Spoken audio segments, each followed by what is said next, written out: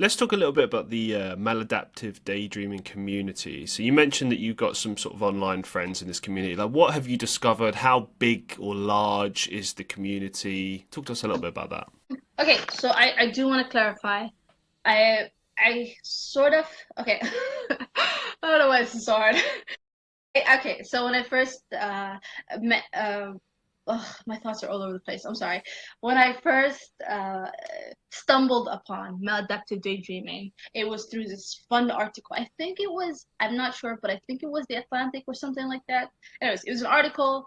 I read it. I said, "Holy shit, this sounds like a lot like me." I started Googling, went down the rabbit hole, and I made friends. So I joined this website. I forgot its name, but it's like this very famous website where all the people with maladaptive go. All right. Yeah, it's I forgot its name, but I think I have it somewhere in my like my not notes, but like where you keep your logins and stuff. Mm-hmm. Yeah, it's somewhere around that. So that's where I started. That was my sort of introduction to the society, so to speak.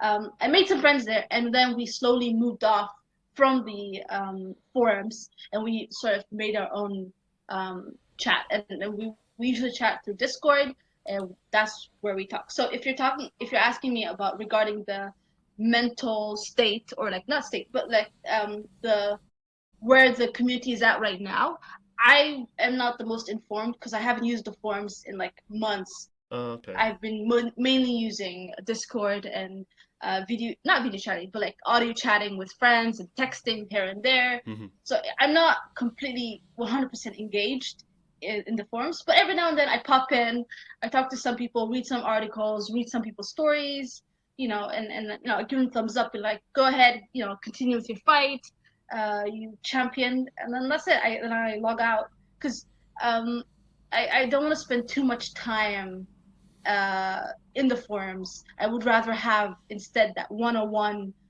bonding, that closer bonding that I can talk to people on, like actually hear their voice, text them. You know what I mean? I would rather have that than just this nameless people in a forum. Yeah, no, I totally get that. I totally understand that. Okay, now you don't have to say any specifics here, but Go I ahead. wanted to know what is your sort of country's particular outlook or approach to the condition? Like, how is it considered or recognized?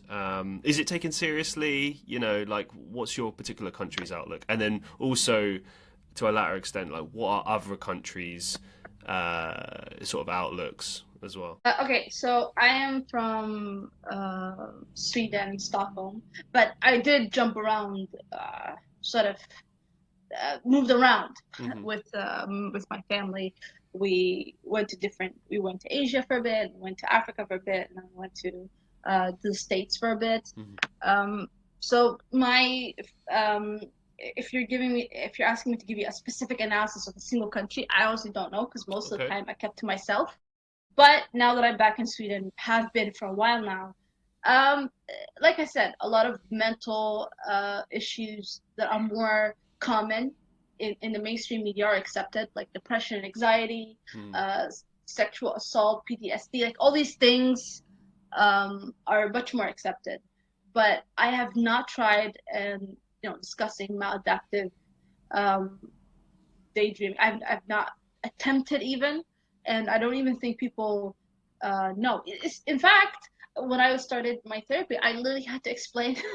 I had to I had to explain my own disorder to my therapist. So that was a fun conversation. So yeah, when I first started, I was like, okay, I know I'm gonna sound crazy, but bear with me.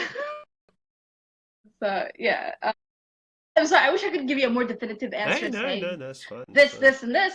But I've been hopping around the globe for so long. I don't have a single beat on a single country and say, okay, this country is like this and this country Hmm. is like that. And again, I was mostly kept in my own room. So yeah.